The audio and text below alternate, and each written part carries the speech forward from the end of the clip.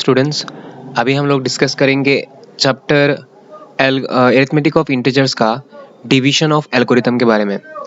जो आप लोगों का एडवांस मैथमेटिक्स का चैप्टर नंबर 3 है, उस चैप्टर का जो डिवीजन एल्गोरिथम टॉपिक है उसके बारे में हम लोग अभी डिस्कस करेंगे। तो ये थ्योरम दिया था यूक्लिड ने, यूक्लिड्स डिवीजन लेमा भी कहते हैं उसको। ये आपको आपके जनरल मैथमेटिक्स जो है क्लास 10 का, उसके फर्स्ट चैप्टर में आपको मिल जाएगा। तो अकॉर्डिंग टू दिस, ये जो थ्योरम है, एल्गोरिथम का मतलब होता है कि स्टेप्स जब हम लोग डिवाइड करते हैं, इसका नाम क्या है देखिए, डिवीजन एल्गोरिथम। डिवीजन एल्गोरिथम का मतलब होता है कि जब हम डिवाइड करते हैं तो कुछ स्टेप्स का फॉलो करते हैं, उन्हीं स्टेप्स को इस थ्योरम में बताया गया है। तो अगर हमारे पास दो इंटीजर है, इफ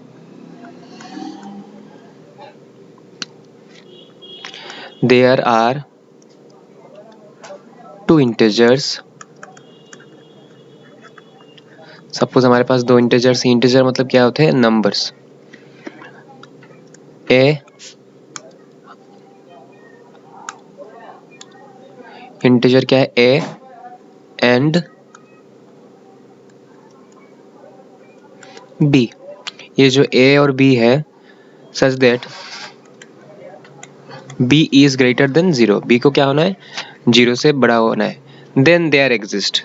तो अब क्या होगा,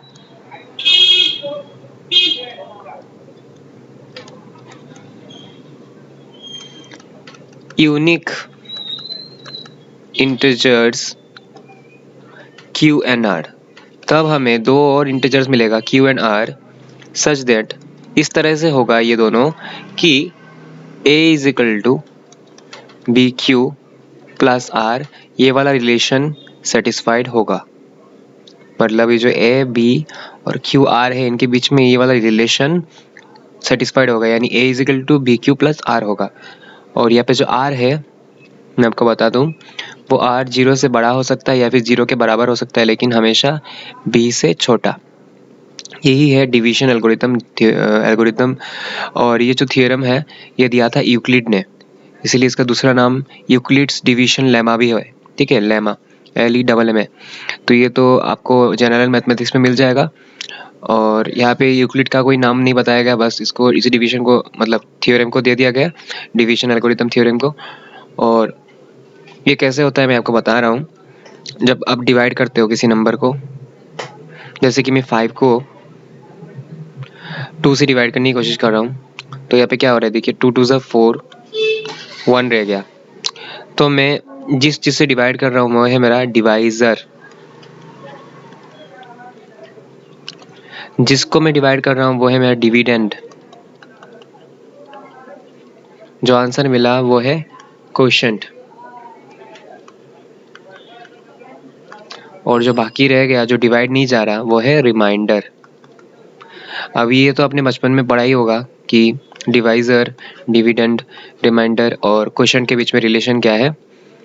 dividend is equal to divisor into quotient plus remainder. ये जो थ्योरम है कुछ नहीं बल्कि यही रिलेशन, इसको दूसरे फॉर्म में लिखा गया। डिविडेंड मतलब यहाँ पे ए जो है वो डिविडेंड है, बी डिवाइज़र है, क्यू मतलब क्वोशिएंट और आर मतलब रिमाइंडर। तो ये बहुत ही सिंपल है। अभी हम लोग चलेंगे नेक्स्ट टॉपिक की ओर। नेक्स्ट है डिविजिबिलिटी ऑफ इंटीजर्स। मतलब कौन सा नंबर, अगर आपको दो नंबर दिया जाए और दो नंबर दे के बोला जाए कि ये जो नंबर है ये पहले वाले नंबर को डिवाइड करेगा या नहीं, तो आप कैसे टेस्ट करेंगे, उसी को कहते हैं डिविजिबिलिटी ऑफ इंटीजर। सपोज आपको दो नंबर दिया गया, a और b, और आपसे अगर पूछा जाए कि a जो है वो b से डिवाइड होगा क्या, a जो है वो b से डिवाइड होगा क्या। अगर आप कहते हो हाँ, a जो है it is divisible by, a is divisible by b, अगर आप ऐसा कहते हो तो आपको क्या कंडीशन सेटिस्फाई कराना होगा, आपको दिखाना होगा कि a is equal to B c. a is equal to क्या है, बी सी, जहाँ पर c क्या है, एक दूसरा इंटीजर है, c इज एन इंटीजर। अगर ये वाला रिलेशन आप सेटिस्फाई करा देते हो तो आप बोल सकते हो कि जो a है it is divided by v। तो अब मैं आपको ये सिंपल भाषा में समझा देता हूँ कि क्या चीज़ है। सपोज आपके पास है 16 और मैं कह दूँ इज 16 डिविजिबल बाई 4 से डिवाइड हो सकता है क्या? तो देखिए मैं क्या कर सकता हूँ, 16 को लिख सकता हूँ 4 इंटू 4 मतलब ये जो 4 है, 4 तो अपने जगह पे है, और ये जो 4 है ये हमारा c है। 16 हो गया हमारा a, ये 4 हो गया हमारा b, और ये 4 हो गया हमारा c। मतलब a इज इक्वल टू ये जो 4 है ऐसे में b है, b c। ये वाला रिलेशन सेटिस्फाइड हो गया। अभी बात करते हैं हम 12 का। और हम लोग ये सवाल अगर सपोज हमको दिया गया कि 12 जो है वो 3 से डिवाइड होगा क्या? तो ये चेक करने के लिए 12 को हम लोग तोड़ देंगे। पहले 3 को लिखेंगे और देखेंगे कि 3 के साथ कुछ मल्टीप्लाई करने से हमें 12 मिल रहा है क्या? हाँ, 4 मल्टीप्लाई करने से। तो जो 12 है वो हमारा a और 3 है v और ये वाला है c। तो that means a is equal to B c. ये वाला रिलेशन सेटिस्फाइड हो गया। तो इसी को कहते हैं डिविजिबिलिटी ऑफ इंटीजर्स। इस तरह से अगर ये रिलेशन सेटिस्फाई हो जाता है किसी भी दो नंबर के लिए तो हम कहते हैं कि दे आर डिविजिबल। ठीक है। और इसको जो यहाँ पे मैंने लिखा कि a is divisible by b, इसको हम लोग ऐसे सिंबॉलिक फॉर्म में लिख सकते हैं, b दे के इस तरह से स्लैश की तरह और a। इसका मीनिंग है b डिवाइड्स a, या फिर आप कह सकते हो a is divisible by b। और इसको इस तरह से इस सिंबॉलिक फॉर्म में लिखा जाता है। हमने अभी जो डिविजिबिलिटी ऑफ इंटीजर्स के बारे में पढ़ा है उसी के ऊपर बेस्ड कुछ प्रूफ्स हैं जो कि बहुत इंपॉर्टेंट है, वो अभी हम करने जा रहे हैं। तो जैसे कि आप देख रहे हैं स्क्रीन पे, इफ़ c डिवाइड्स a, इसका मीनिंग क्या है? ये जो दिया गया है इसका मीनिंग है c divides a and c divides b, then we have to prove that c divides a into b। तो इसको प्रूफ कैसे करेंगे? फर्स्ट ऑफ ऑल हम लोग पकड़ लेंगे, हम लोग लिखेंगे कि since c divides a, therefore हमें पता था बाय डिविजिबिलिटी ऑफ इंटीजर्स कि अगर दो नंबर सपोज a और b, अगर a is divided by b तो there will be another third integer c, और तीनों के बीच में क्या रिलेशन निकलेगा? a is equal to b c। उसी तरह से जो a है यहाँ पे वो c से डिवाइड हो रहा है, मतलब a इज इक्वल टू क्या होगा? c p। चलो हम लोग क्या करते हैं, p पकड़ लेते हैं यहाँ पे तीसरा इंटीजर। होयर ब्रैकेट में लिख देंगे p belongs to set of integers. ठीक है। एंड c डिवाइड्स b, तो इसके लिए भी क्या होगा? b is equal to c q पकड़ लेंगे और लिखेंगे q belongs to z। z मतलब इंटीजर्स में। तो यहाँ पे देखिए a और b दोनों मिल गया, हम लोग लिख सकते हैं अभी देयरफॉर a इंटू बी, मतलब ए बी इजिकल टू क्या होगा? देखिए c p into c q. इसका मतलब क्या है? सी स्क्वायर पी क्यू। तो जो पी क्यू है, पी क्यू किस में बिलोंग करता है? सपोज ये अगर 2 हुआ और अगर 3 हुआ तो 3 टू ज़ा कितना होगा? 6। तो 3 भी जेड में बिलोंग कर रहा है इंटीजर्स में, क्यू भी बिलोंग कर रहा है इंटीजर्स में, तो p इंटू क्यू जो होगा वो भी एक इंटीजर ही होगा। इसलिए क्या लिखेंगे यहाँ पे? Belongs to z। z का मतलब होता है सेट ऑफ इंटीजर्स। तो देखिए इसका मतलब क्या हो गया कि जिस तरह से हमने ये लिखा था a is equal to c p, जहाँ पर a हमारा नंबर है, c हमारा नंबर है और p एक इंटीजर है, उसी तरह से हमने a b को भी क्या कर दिया है? उसी फॉर्म में दिखा दिया है, सी square into P Q. P Q किस में बिलोंग करते हैं? z में। तो इसलिए हम लोग बोल सकते हैं देयरफॉर कौन डिवाइड करता है? डिवाइड करता है, c डिवाइड करता है। यहाँ पे स्क्वायर रहने से कुछ नहीं होता, डिवाइड तो c ही करता है। ठीक है। तो हम लोग लिखेंगे c divides a into b। If a divides b and c divides d, then we have to show that ac divides bd। तो चलिए लिखेंगे since ए डिवाइड्स बी, इसका मतलब क्या है? इसका मतलब है कि b is equal to a into q लिख देंगे, q बिलोंग्स टू z। फिर एंड c डिवाइड्स d, तो इसका मतलब है d is equal to c p, लिख देंगे p बिलोंग्स टू z। अभी हमें क्या चाहिए? ऐसी चाहिए। क्या चाहिए? ऐसी। तो ऐसी तो हमारे पास है नहीं, लेकिन बी डी है हमारे पास। बी और डी, इसको लिख सकते हैं b into d, b d. तो बी डी क्या हो जाएगा? A q into c p. तो ए सी को एक जगह पे लेके आ जाएंगे और सी पी को, पी क्यू को अलग से रख देंगे। तो यहाँ पे देखिए, जो बी डी है ये पहले हमारे पास नंबर था, ए सी भी हमारे पास पहले से नंबर है, और पी क्यू जो है वो दोनों कहाँ पे बिलोंग करते हैं? इंटीजर के सेट में बिलोंग करते हैं। तो ये भी आ गया हमारे कुछ इस तरह के फॉर्म में, B D is equal to A C into P Q. मतलब ये वाला कौन सा फॉर्म में आया?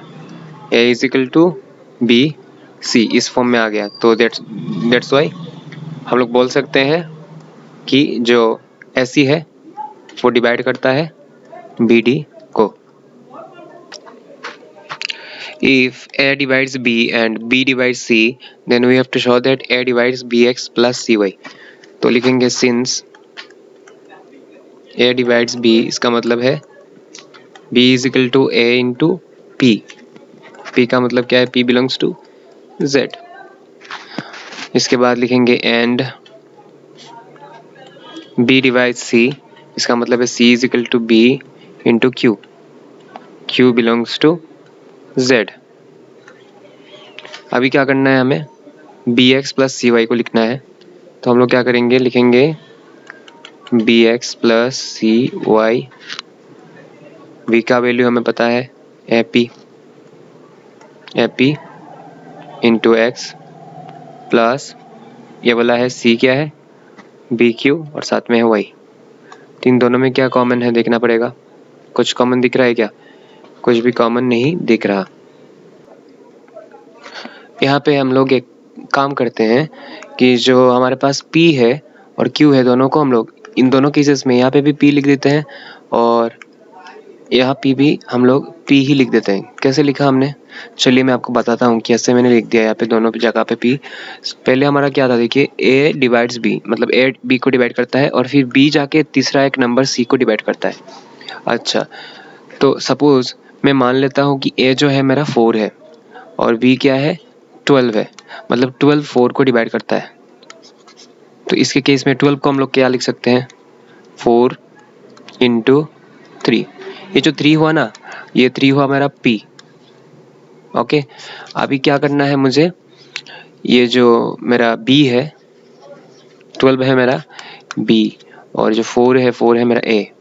तो इस B से जाके मुझे तीसरा एक नंबर C को डिवाइड करना है। सपोज 36 जो है वो मेरा C है और C को मैं क्या करूँगा? B से डिवाइड करूँगा 12 से।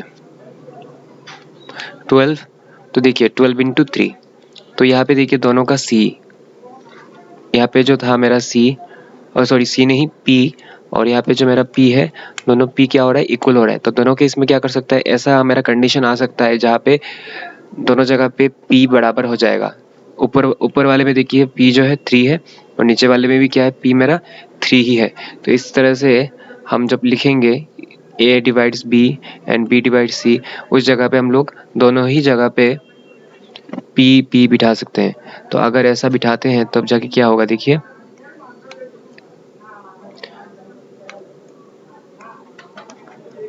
दोनों जगह से हम लोग P कॉमन ले लेंगे और अंतर बचेगा AX प्लस BY।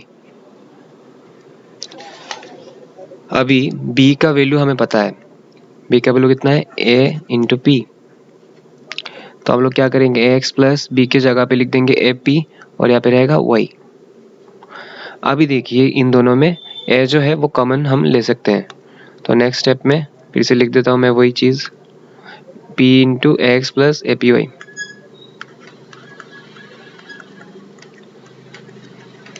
A को बाहर ले आता हूँ, P बाहर रहेगा, A भी बाहर, अंदर रहेगा सिर्फ X प्लस PY। अभी मैं क्या करता हूँ?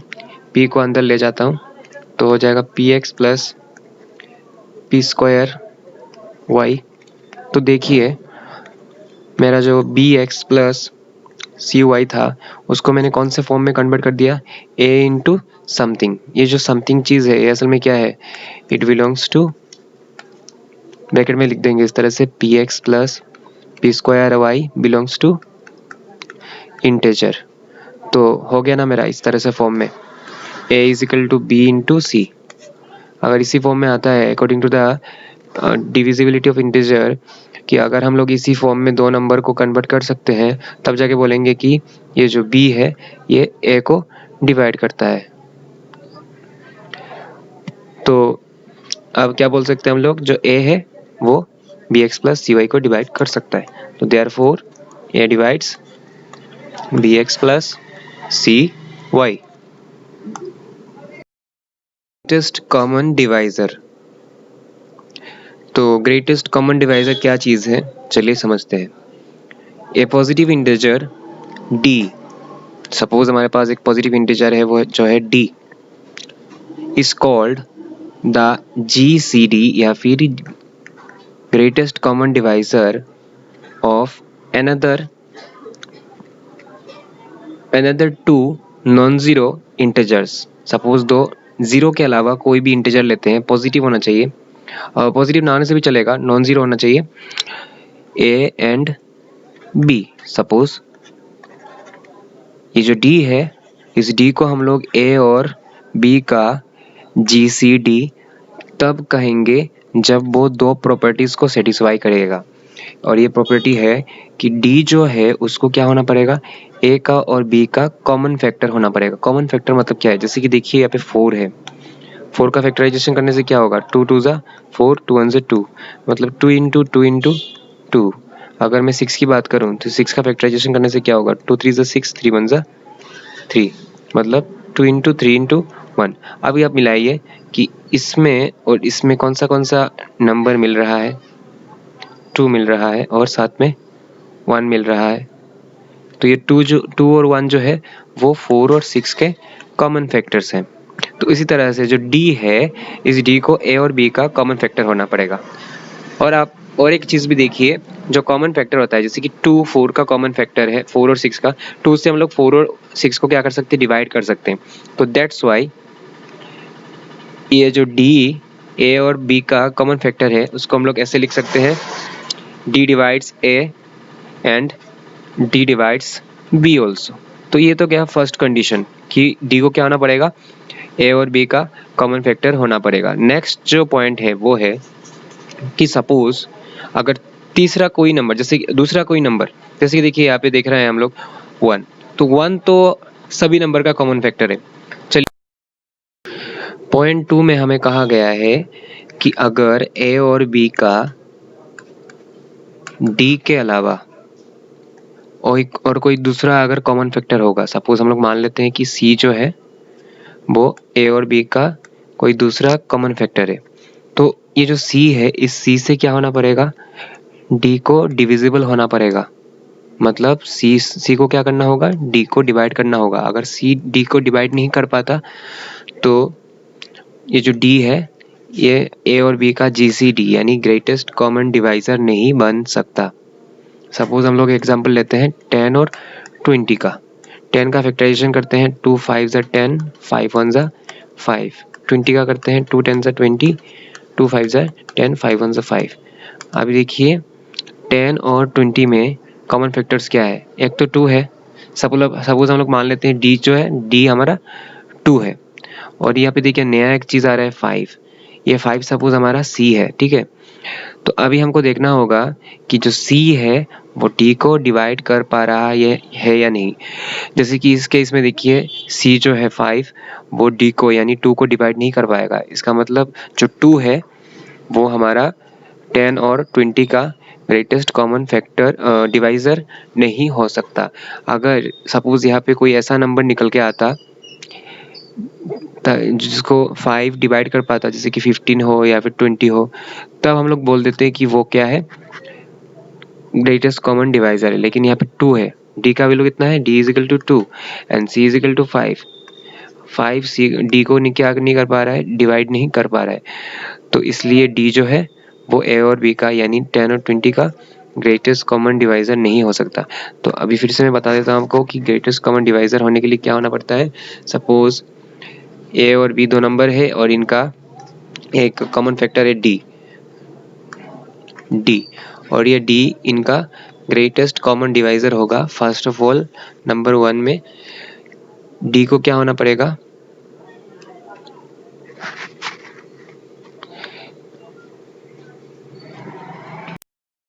तो मैं आपको फिर से बता देता हूँ लास्ट में कि ग्रेटेस्ट कॉमन डिवाइज़र किसको कहते हैं। सपोज़ हमारे पास ए और बी दो नंबर है और तीसरा एक नंबर है डी।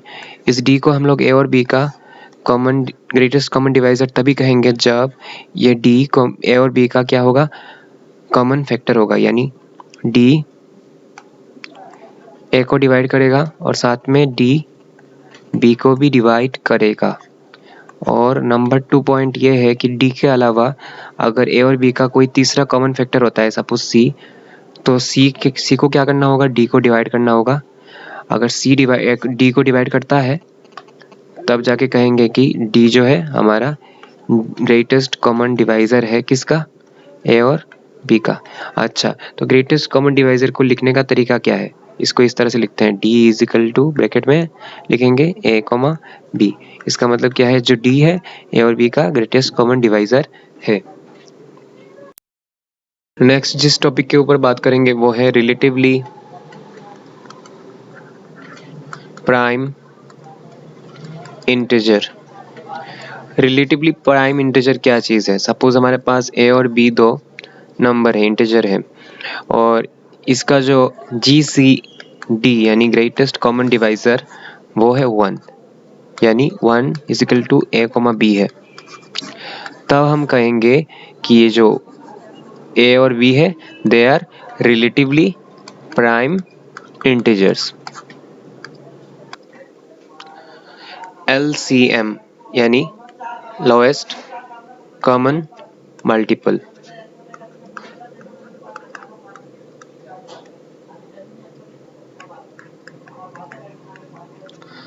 तो समझेंगे अभी लोएस्ट कॉमन मल्टीपल क्या चीज़ है। सपोज आपके पास दो नंबर है ए और बी और तीसरा एक नंबर है m, और ये जो m है इस m को हम लोग a और b का LCM कहेंगे। किस कंडीशन में, अगर दो कंडीशन सेटिस्फाई हुआ तब, अगर a m को डिवाइड करता है और b भी m को डिवाइड करता है तब।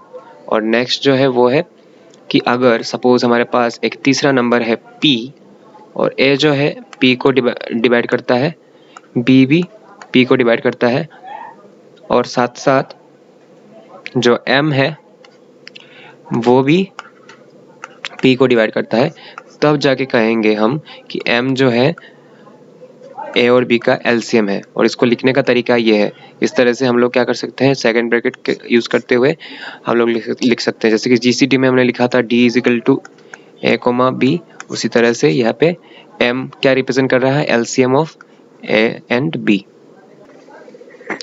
नेक्स्ट हमें एक थ्योरम उसे याद रखना पड़ेगा जो कि GCD के ऊपर बेस्ड है, यानी ग्रेटेस्ट कॉमन डिवाइज़र के ऊपर बेस्ड है, और इसको हमें याद रखना पड़ेगा।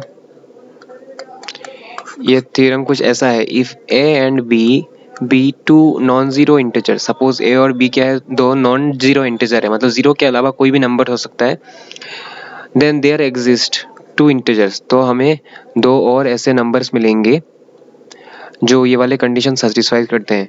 और वो कंडीशन क्या है कि GCD ऑफ AB, ए और बी का जो GCD होगा यानी स्मॉल d, उसको हम लोग क्या लिख सकते हैं, ax प्लस by के फॉर्म में लिख सकते हैं। ये जो थ्योरम है इसको आप याद रखना पड़ेगा। अभी नेक्स्ट हम करने जा रहे हैं यूक्लिड्स लेमा। ये एक थ्योरम है और ये थ्योरम क्या कहता है, देखिए, if a divides b into c and greatest common divisor of a or b is 1, then we can write a divides c। तो इस चीज़ को प्रूफ करना है, और इस चीज़ को प्रूफ करने के लिए हमें ज़रूरत पड़ेगा जो हमारा प्रीवियस थ्योरम था उसका। इस वाले थ्योरम का हमें यूज़ पड़ेगा। तो चलिए हम लोग शुरू करते हैं इसका प्रूफ कैसे करना है। गिवन, देखिए गिवन है हमें GCD of a, b is equal to 1। इसका मतलब क्या है? इसका मतलब है कि अगर हमारे पास a और b का GCD है तो हम लोग इसको इस तरह से लिख सकते हैं according to the previous theorem. तो हम लोग यहाँ पर इसको लिखेंगे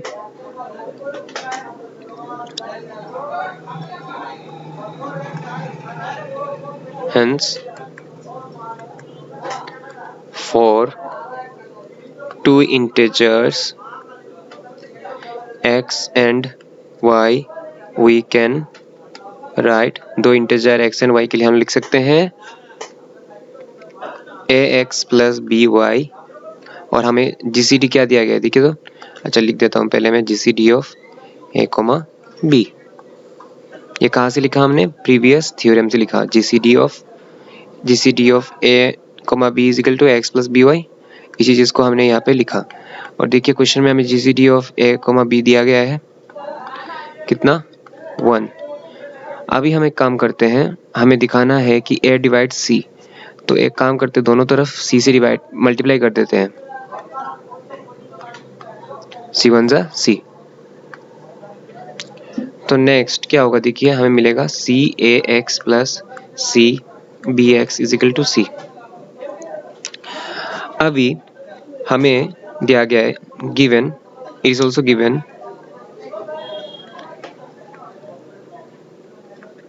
क्या गिवन है? A divides B into C। B into C कहाँ पे है? यहाँ पे है देखिए, A divides B into C। तो अब यहाँ पे देखिए A इंटू C जो है, इसमें A है और साथ में C भी है। तो इसका मतलब क्या हो गया? It is also obvious that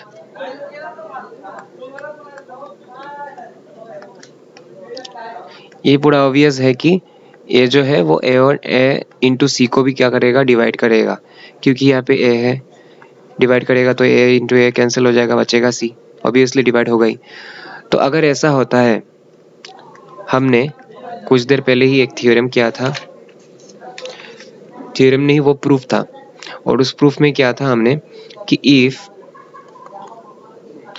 A divides B and B divides C then A also divides BX plus CY, ये वाला हमने किया था, और इसी का यूज़ हम यहाँ पे करने वाले हैं। देखिए यहाँ पे A जो है BC को डिवाइड कर रहा है, मतलब यहाँ पे B के जगह पे क्या है? BC, और यहाँ पे C के जगह पे, और A डिवाइड करता है AC को। यहाँ पे देखिए जो हमारा C है, C के जगह पे AC है।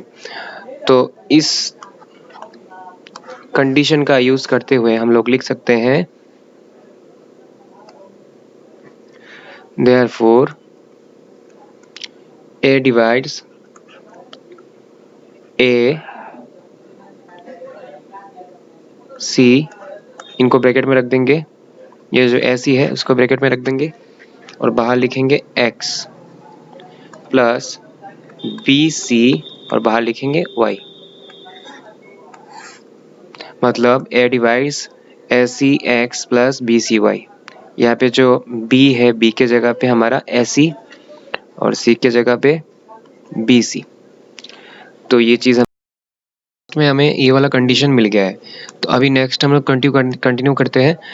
यहाँ पे देखिए C दोनों में ही कॉमन है, दोनों ही टर्म में C है, तो C को हम लोग निकाल देते हैं। अंदर बचेगा AX प्लस BY। ये जो AX प्लस BY है इसको अलग से रख देते हैं। ये वाला क्या है? एक इंटीजर ही होगा, और ये इंटीजर क्या है? Z में बिलोंग करता है। Z means the set of integers. तो यहाँ से हमारा ये चीज़ प्रूव हो जाता है कि A डिवाइड्स C।